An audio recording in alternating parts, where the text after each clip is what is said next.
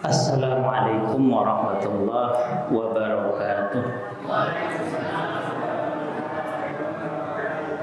Innal hamdalillah nahmaduhu wa nasta'inuhu wa nastaghfiruh wa na'udzu billahi min shururi anfusina wa min sayyiati a'malina. May yahdihillahu fala mudilla lahu wa may yudlil fala hadiya lahu. Asyhadu an la ilaha illallah wahdahu la syarika lah wa asyhadu anna Muhammadan abduhu wa rasuluh la nabiyya wa la rasula ba'da. Bapak-bapak, ibu-ibu, jamaah yang dirahmati oleh Allah, alhamdulillah pada pergantian hari ini Allah Ta'ala panjangkan umur kita dalam iman, dalam Islam. Allah Ta'ala berikan kita nikmat untuk kembali tolabul ilmi. Sesungguhnya tolabul ilmi, menuntut ilmu niku fardhun ala kulli muslim, wajib atas setiap muslim. Khusus setiap malam Selasa pada maghrib ini kita fokus membahas tarbiyatul aulad fil Islam.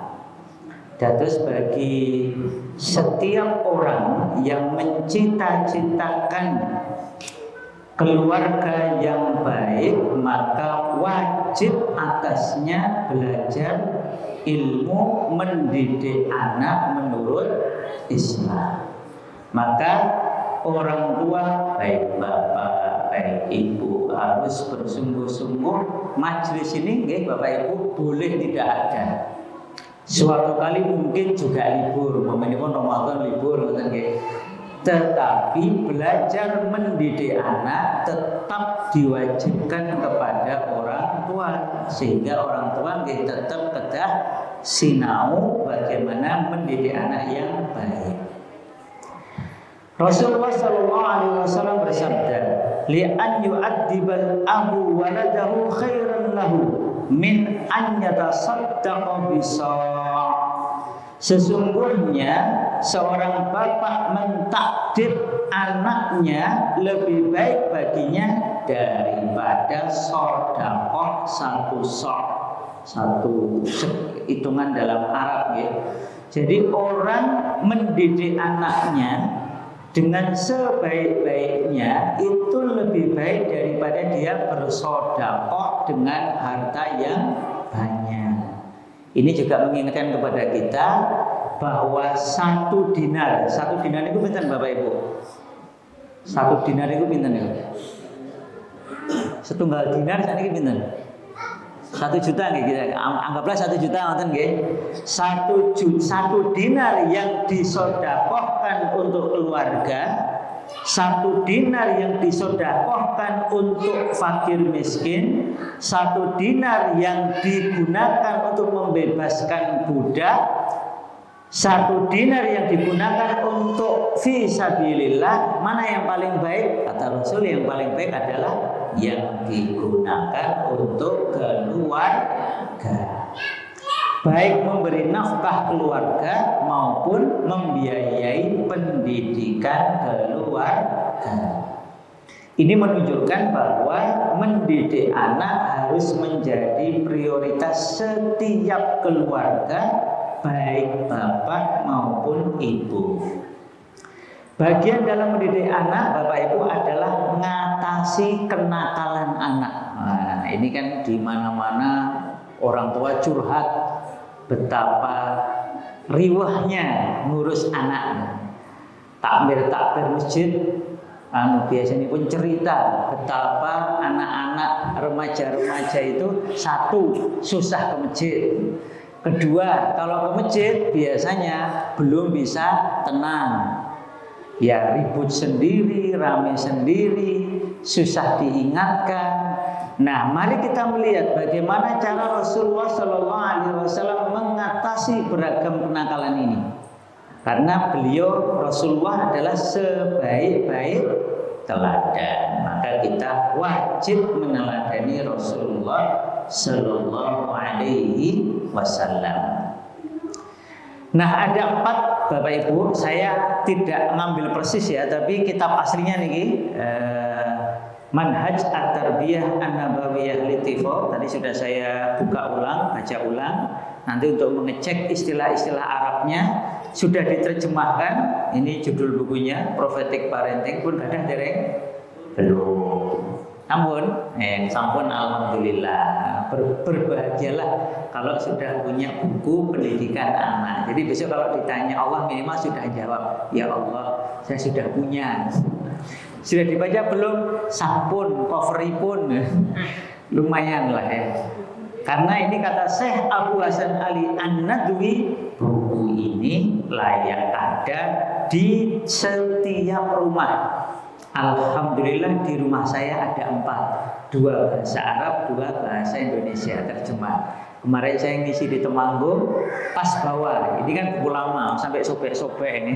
Saking seringnya dibaca waktu itu. Kemudian saya beli buku baru. Alhamdulillah karena ngisi di Temanggung untuk para orang tua, saya hadiahkan. Masuk jauh-jauh nggak bawa hadiah. Saya pulang saja banyak bawa hadiah. Masuk ke sana nggak bawa hadiah, maka saya hadiahkan 2 buku. Satunya niki buku Prophetic Parenting, satunya buku saya Ujian Sukses Tanpa Stres untuk perpustakaan. Nah, ada 4 Bapak Ibu tahapan dalam mengatasi kenakalan anak. Ini saya dapatkan dari inspirasi buku ini, tidak persis sama. Jadi kalau jenengan tadi baca buku ini, nanti urutannya nggak persis sama seperti yang saya sampaikan. Yang pertama adalah mendidik, membina, menyuruh anak untuk melakukan amal-amal kebaikan. Jadi kita harus mendidik anak agar anak tahu mana yang baik dan mau melakukannya, dan mana yang buruk dan melarang anak untuk melakukannya atau memerintah anak untuk meninggalkannya. Dari mana ini diambil? Dari ayat Al-Quran. Ini tadi sore saya baca kitab judulnya Sahih At-Targhib wa At-Tarhib. Ini kitab yang sangat baik. Awalnya ditulis oleh Hafidh Al-Mundhiri, judulnya At-Targhib wa At-Tarhib. Ini menurut para ulama kitab terbaik dalam tema ini. Judulnya At-Targhib wa At-Tarhib, tulisan Al-Hafidh Al-Mundhiri. Lalu ada ulama Al-Albani itu mengecek mana yang sahih, maka dikumpulkan menjadi Sahih At-Targhib wa At-Tarhib. Saya punya aslinya yang At-Targhib wa At-Tarhib maupun punya yang sahihnya. Nah, di situ ada bab ya Bapak Ibu tentang anjuran mengajak kepada kebaikan.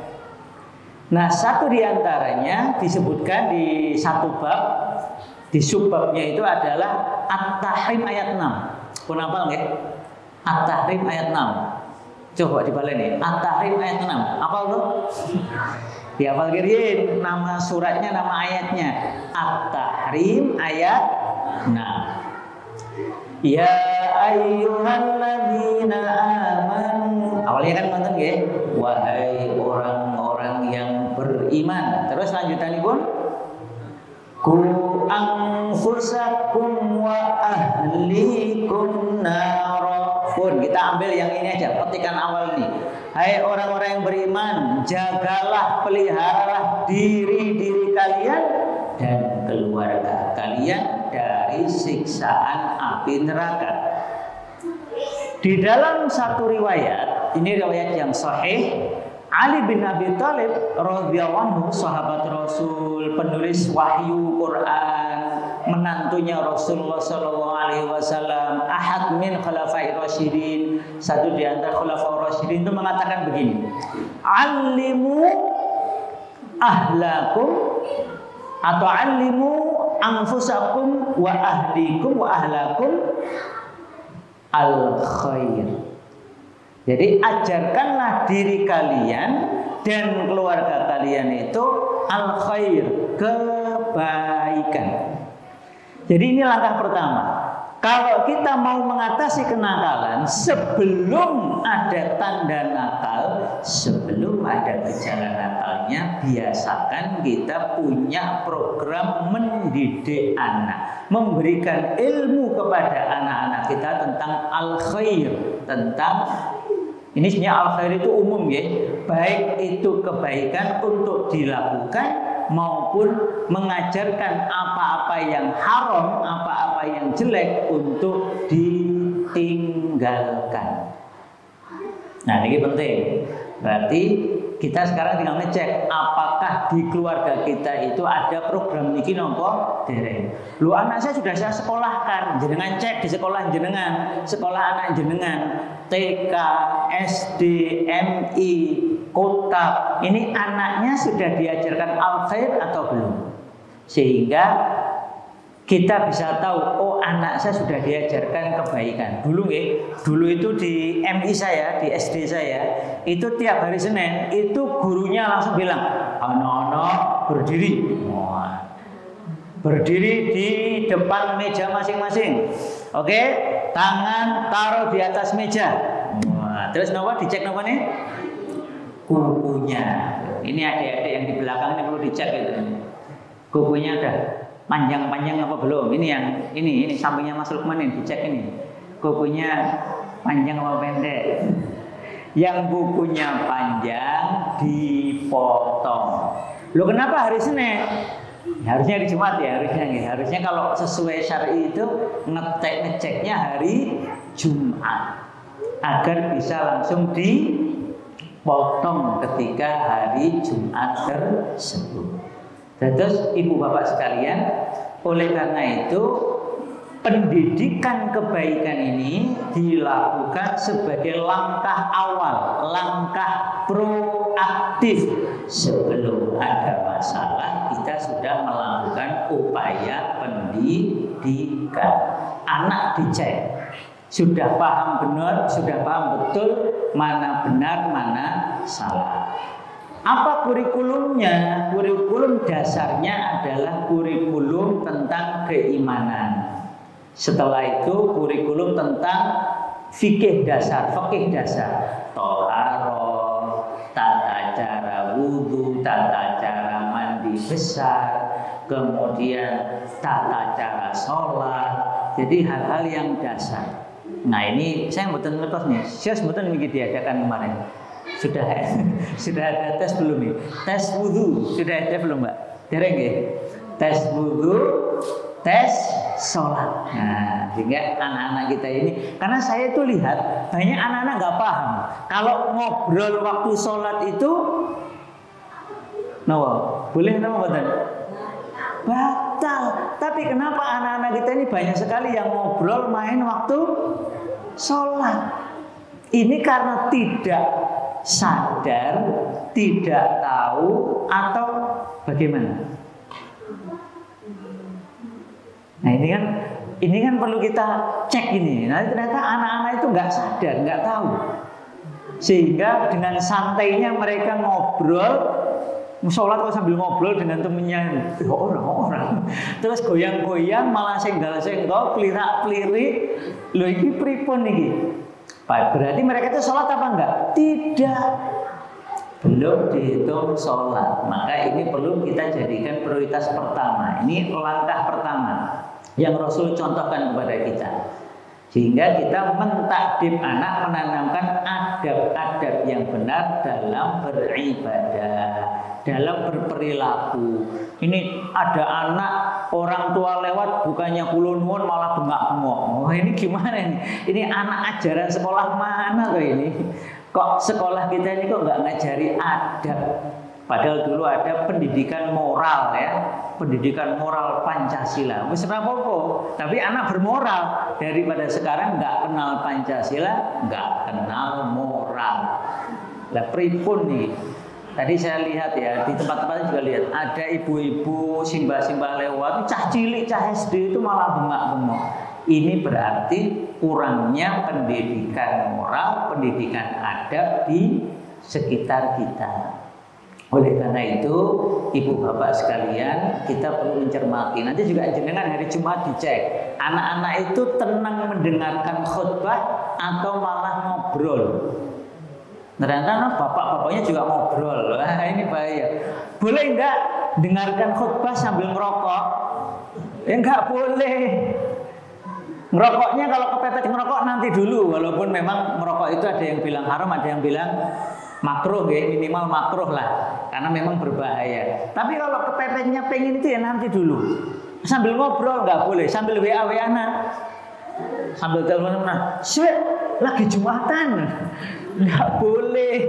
Saya itu kadang, ya Allah ini bapak-bapak, mas-mas ya adik-adik ini nggak paham apa ini. Kalau sudah khotib, sudah berkhutbah, jangan ngobrol, jangan WA-WA-an. Bahkan salaman pun itu sebenarnya tidak dianjurkan, bahkan bisa membatalkan. Terus kapan salamannya? Salamannya nanti setelah setelah qomat itu boleh, karena kan sudah selesai kan ya, atau setelah sholat boleh, monggo. Tapi jangan waktu khutbah. Jadi waktu khutbahnya khotib Jumat itu ya didengarkan. Sampai-sampai para sahabat kalau ngantuk mengubah-ubah posisi duduknya. Jadi diubah-ubah posisi duduknya. Oke, ini yang pertama ya, berarti pendidikan tentang kebaikan. Mana yang baik untuk dilakukan, mana yang haram untuk ditinggalkan. Ini yang pertama. Kemudian yang kedua, ketika anak sudah dididik, sudah dibina, sudah dibimbing, sudah diperintah, kok dia kemudian melakukan kesalahan, maka jangan langsung dihukum. Anak yang melakukan kesalahan itu jangan langsung dihukum. Lalu diapakan? Lalu dicek pemahamannya, diajak ngobrol, dilakukan penggalian. Mengapa anak kok? Tadi contohnya ada anak sholat rame sendiri. Nah ini contohnya ini. Ini rame sendiri. Ini adik-adik itu rame sendiri. Terus gimana? Jangan langsung dihukum, jangan langsung dimarahi dulu. Ajak ngobrol dulu. Gini. Ini kok tadi sholat pada rame sendiri ini, kenapa? Jangan dibiarkan juga. Rapopo, isi anak-anak pripun itu 7 tahun ke atas itu. Sudah 7 tahun ke atas itu. 7 tahun itu sudah diperintah sholat. Berarti sudah ada pembinaan, pendidikan, kemudian pengajaran. Diajak ngobrol, jangan dibiarkan, kita ajak ngobrol. Apalagi kalau itu anak kita atau ponaan kita atau tetangga kita. Yang jelas ke masjid ini, ya, ini tanggung jawab kita. Diajak ngobrol, ditanya kenapa, sudah paham belum? Kalau sholat sudah dimulai, boleh nggak ngobrol? Nggak boleh. Boleh nggak senggol-senggolan, pelirak-pelirian atau apa itu dorong-dorong? Nggak boleh. Kenapa? Sholat itu ngadep Allah, nak. Allah itu maha mengetahui, maha mendengar. Maka begitu sholat sudah ditegakkan, maka sholatlah dengan baik, dengan khusyuk. Nah, kemudian diajak. Jadi kalau dia punya kesalahan, kita luruskan kesalahannya di mana. Belum tahu ilmunya, kita ajari.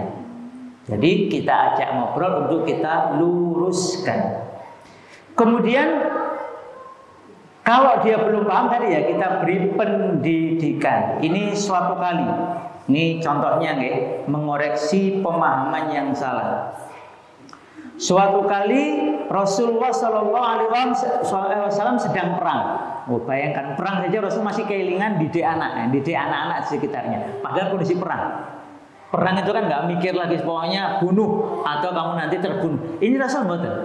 Perang pun masih mendidik anak-anak di sekitarnya. Ini ada anak cerita bahwa saya itu ikut perang Uhud bersama Rasulullah Sallallahu Alaihi Wasallam. Lalu anak yang sudah menginjak remaja karena ikut perangnya, itu menikah musuh. Lalu kemudian anak ini berteriak begini, khudha minni wa anal ghulamul farisi. Ambil ini dariku gitu ya. Pokoknya sambil menikam itu rasakno kira-kira gitu. Kemudian dia teriak, aku ini anak Persia. Lalu Rasulullah Sallallahu Alaihi Wasallam yang mendengar itu lalu berpaling kepada anak ini, kepada remaja ini, kemudian berkata, "Halla, jangan begitu. Jangan bilang kamu anak Persia. Kulta, tapi katakanlah khudha minni wa ana al-ghulam al-ansori. Kamu jangan bilang begitu, tapi bilang begini, ambil ini dariku, aku adalah anaknya kaum Ansor, kaum penolong. Jadi ini cara Rasul. Jadi kalau omongannya salah itu jangan dibiarkan, tetapi diarahkan yang benar, bukan begitu. Yang benar kamu jangan bangga dengan sukumu, tetapi banggalah kamu mampu menolong agama Islam. Makanya kamu ini termasuk anaknya para penolong kaum Ansor, kaum penolong. Terus kalau ada anak salah kita ingatkan. Kemudian ada lagi cucunya Rasul, Bapak Ibu, Rasulullah dan ahlul baitnya tidak boleh makan sedekah. Suatu kali ini ada cucunya beliau, Hasan bin Ali, masih kecil, itu mengambil kurma sedekah. Ada kurma sedekah diambil, kan nggak boleh harusnya, mau dimakan. Maka kemudian Rasul bilang, kuh irmi biha. Napa? Kuh ini apa? Beh, lepeh, ojo. Irmi biha, letakkan dia atau buang dia. Ama alimta anna la na'kulus sadaqah? Apa kamu tidak tahu kalau kita ini anak turun Rasul tidak memakan kurma sedekah? Nah, jadi ada anak kecil belum kena dosa dia. Ini anak kecil belum punya dosa. Tetapi meskipun anak kecil ini belum kena dosa, ketika dia salah tetap diingatkan. Ada anak kecil ngomong jorok, jangan dibiarkan, kita ingatkan. Ada anak kecil nyanyi lagu nggak beres, jangan dibiarkan, kita ingatkan. Ojo ngomong kaya ngono kuwi le, kuwi omongane iblis, omongane syaitan, omongane ahlun nar. Kalau mau jadi orang baik, dicintai Allah dan Rasulnya, ucapkanlah yang baik atau diam. Jadi kalau ada, guys, sekali lagi Bapak Ibu, Mas-mas, Mbak-mbak, kalau ada anak remaja ngomong kotor, misuh, ngomong jelek, ingatkan.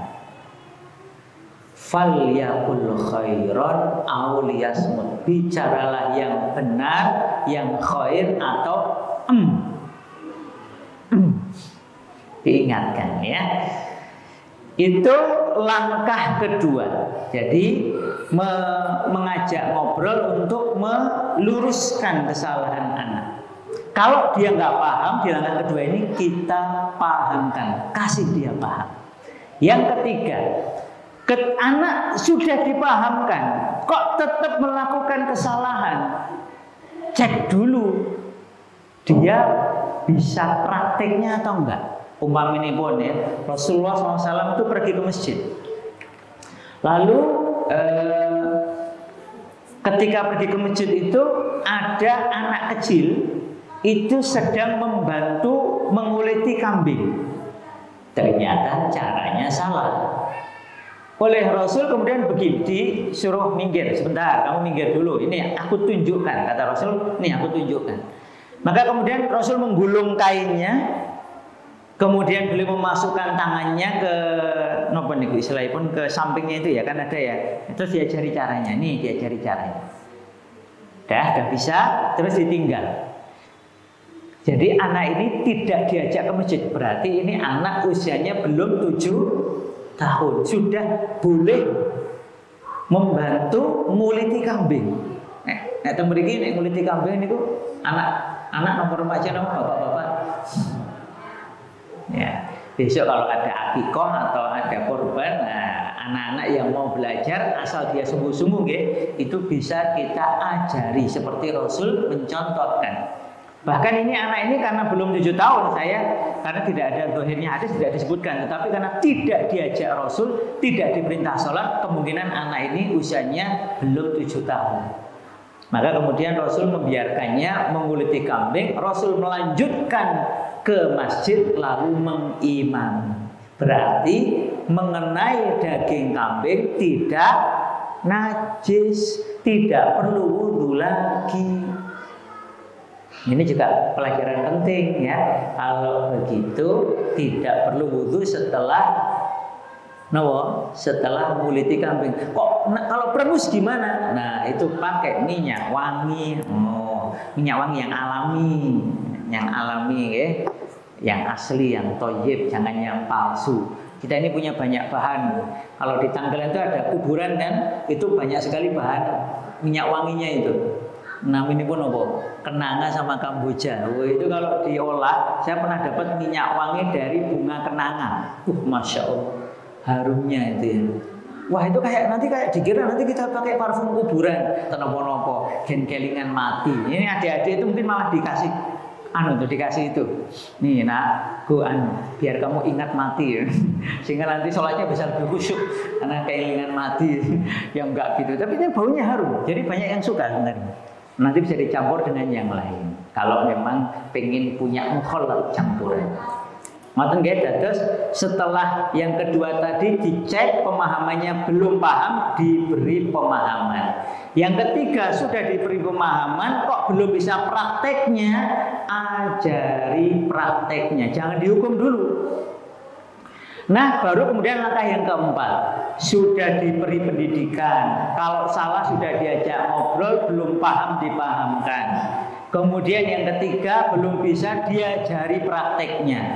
Lah kok ngeyel masih seperti itu, saatnya diberi hukuman. Ingat, hukuman ini minat tarbiyah, bagian dari pendidikan. Bukan hukuman untuk melampiaskan kekesalan, bukan hukuman untuk melampiaskan kemarahan, tetapi hukuman untuk mendidik. Apa langkah Rasul? Pertama, gantungkan cambuk. Nah ini bapak-bapak yang di rumahnya belum gantung cambuk, nah, silahkan. Rasul ngajari kepada kita, ini Rasul ini kalimatnya menarik ini. Amara bita'liqi sauti fil bait. Rasulullah memerintahkan untuk menggantungkan cambuk di rumah. Ini bapak-bapak yang belum gantung cambuk, silakan cari cambuk. Jadi biar anak-anak kita itu kelingan, napa niku berani-berani melanggar aturan Allah, siap dicambuk. Kira-kira kalau dicambuk niku sakit atau mboten? Adik-adik pengen dicambuk? Jangan ya, Dik ya. Mau dicambuk. Ya, nanti daftar ke siapa? Ke takmir ya. Minta izin ke orang tua. Saya ini pernah meninggalkan sholat pengen dicambuk. Nah, ini. Jangan ya, Dik ya. Itu sakit. Sakit memang. Oh, saya kok tahu. Saya pernah nyambuk diri saya sendiri biar tahu rasanya sakit gitu. Jadi saya pernah ke Suramadu tadi ya, Suramadu. Nah, itu ada jembatan antara Surabaya ke Madura. Nah, saya beli itu cambuknya orang Madura. Di mana itu, di dekatnya jembatan Suramadu. Beli saya di situ. Oh, sakit betul itu ya. Suaranya saya sudah cetar gitu. Apalagi kena kulit. Sakit ini. Nah, jadi cambuk digantungkan. Yang kedua, ketika anak melakukan pelanggaran, Rasul masih contoh, jewer telinga, syadul udhun. Nah, jewer telinga. Jadi anak tadi sudah dididik, sudah diberi pemahaman, sudah diberi bagaimana prakteknya, masih juga melanggar, sudah digantungkan cambuk, masih juga maka boleh dijewer. Dijewer Pak ya, boleh. Tapi tentu ini bukan yang 7 tahun ke bawah. Ini karena ingat ya, perintah mendidik itu kan mulai 7 tahun. Anak 7 tahun ke atas kok sudah diberi pendidikan macam-macam, sudah diingatkan masih nakal, bisa dijewer telinganya. Dijewer telinganya masih belum mempan, malah disengaja meninggalkan sholat. Usia 10 tahun kok sengaja meninggalkan sholat, boleh dipukul. Mukulnya gimana? Mukulnya maksimal. Kalau saya pakai pendapat yang minimal saja, maksimal 3 kali. Ada yang sampai 10 kali. Di mana 3 kali itu? Di tangan atau di kaki. Sebaiknya menghindari tempat yang lain, apalagi wajah jangan. Tangan atau kaki. Kemudian menggunakan alat khusus. Alatnya tidak boleh terlalu besar, tidak boleh terlalu kecil, karena kadang kalau terlalu kecil itu ya nyelkit. Nah, jadi kira-kira setongkat itu ya. Kemudian boleh pakai kayu, boleh pakai sandal, boleh pakai kain dipilin, sarung dipilin. Itu kan lumayan ya. Itu kan sakit. Kadang dipilihnya kalau nggak tangan kaki ya punggung. Tapi sebagian ulama menyarankan tangan atau kaki. Mukulnya jangan sampai kelihatan ketiaknya. Jadi gini aja. Bapak-bapak, ibu-ibu boleh latihan untuk mukul anak. Tapi jangan latihan mukul anaknya, maksudnya latihan mukul yang benar. Jangan sampai titenonoi. Jadi sekali lagi ini mukul dalam rangka mendidik. Demikian ya Bapak Ibu sekalian, semoga yang sedikit ini bermanfaat untuk mengingatkan kita betapa lengkapnya, sempurnanya agama kita ini. Mari kita pelajari dengan sebaik-baiknya, kita niatkan untuk mempraktekannya, mengamalkannya dalam kehidupan sehari-hari. Ingat, belum pantas orang tua menghukum kecuali melakukan langkah pertama, kedua, dan ketiga. Kalau langkah pertama tadi mendidik anak, langkah kedua mengecek, memberikan pemahaman, langkah ketiga mengajari caranya, sudah ditempuh, kok yang keempat anak masih ngeyel juga, berarti ini kenakalan yang perlu tindakan fisik. Itu pun juga kita diperintahkan untuk menggantungkan cambuk dulu sebagai peringatan bahwa kalau kenakalan dilakukan, siap-siaplah menerima cambukan atau pukulan. Demikian Allah a'lam bishawab. Kita tutup dengan doa penutup majelis. Subhanakallahumma wa bihamdika asyhadu an la ilaha illa anta astaghfiruka wa atubu ilaik. Wabillahi taufiq wal hidayah. Wassalamualaikum warahmatullahi wabarakatuh.